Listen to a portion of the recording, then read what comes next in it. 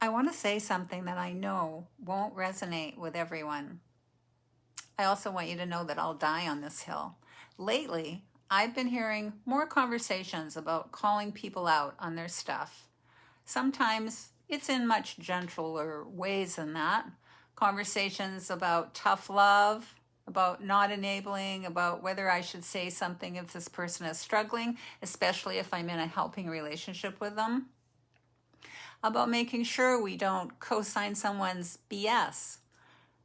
And every time I hear it, something in me says, no, no, absolutely not. Oh my gosh, no. So don't misunderstand me. I'm not talking about boundaries, and I'm not talking about allowing abuse. I'm talking about something that I think is much deeper. I'm talking about how human beings actually make shifts. I spent more than 10 years helping build one of the most loving support communities I have ever known, working with people who are living with food addiction. And let me tell you, that is a wild territory to navigate. I know a little bit about some things. And here's what I learned.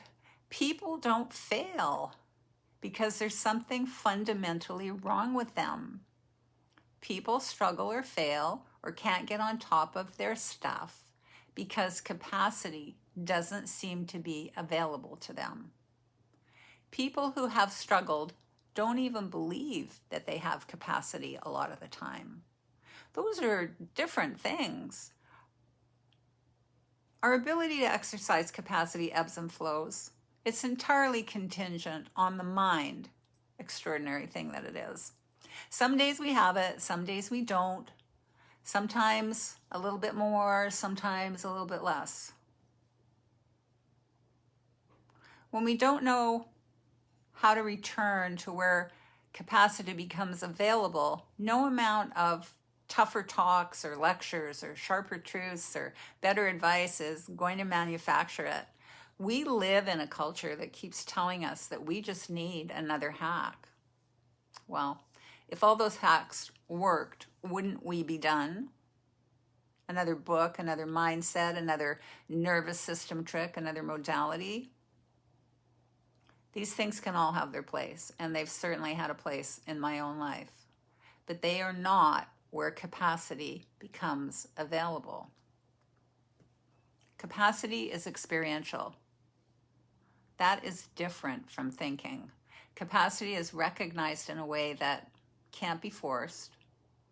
When capacity doesn't seem to be available, what another human being needs from me definitely isn't more pressure, it's accompaniment. So if you're struggling, if you're the one who can't seem to stay on your food plan, for example, or keep the promise that you made to yourself about whatever it might be, or stop repeating the same old pattern, if you're having trouble managing all of these difficult thoughts and feelings that can come up in a human life, I don't think there's anything wrong with you. I think you're a human being whose capacity does not seem to feel available to you right now. And again, these are not the same things. And if you're someone who loves another person who's struggling, well, here are some thoughts on how I choose to walk in the world around this stuff. Speaking from capacity. Because when I'm not speaking from capacity, I'll try to change anyone for any reason and even call it love. I'll witness you. I'll listen to you until the cows come home. I won't take responsibility for your life by giving you advice because that's all your own come to Jesus moments, not mine. Neither will I try to shame you into becoming someone different. You're just fine the way that you are. I can tell you what worked for me. I'll share my experience. I'll also stand beside you.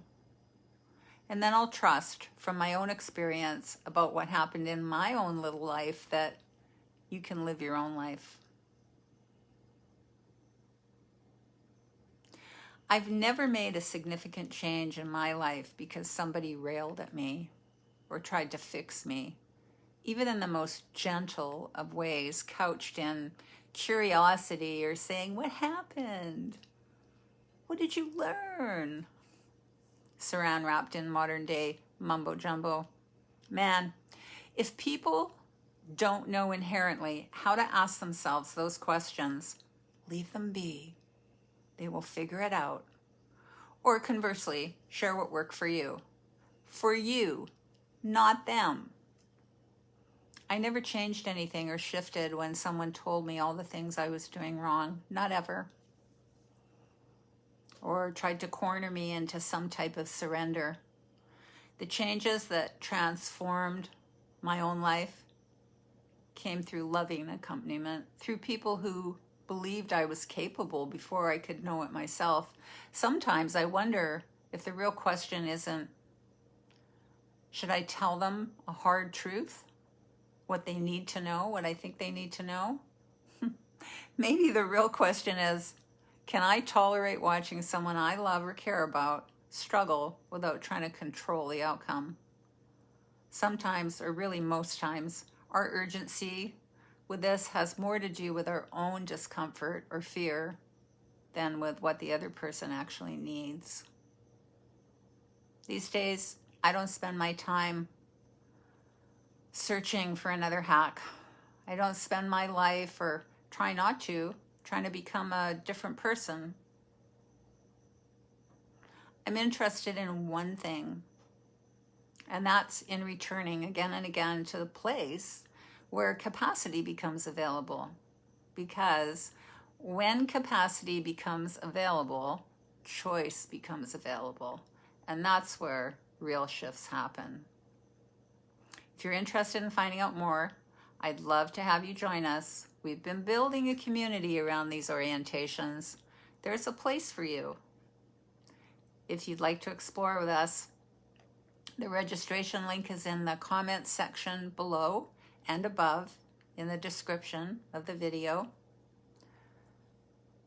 This workshop isn't called From Overwhelm to Peace, and it's not called From Overwhelm to Bliss. It's called From Overwhelm to Steady Ground. Steady ground, friends. The thinking mind can't buy steady ground. It can't sell it or auction it off for too long, I'm afraid. It's my heart's desire to support you in another way of living, a way of learning to walk with all the vagaries that present themselves in this one human life. Some of them can be really difficult. We've got a space for you, a growing community, a place to orient that won't let you down. We're live in 2 more days. I hope to see you there. The link's in the video, in the description box, and also in the comments section below. Thanks for being here today. I'll see you soon.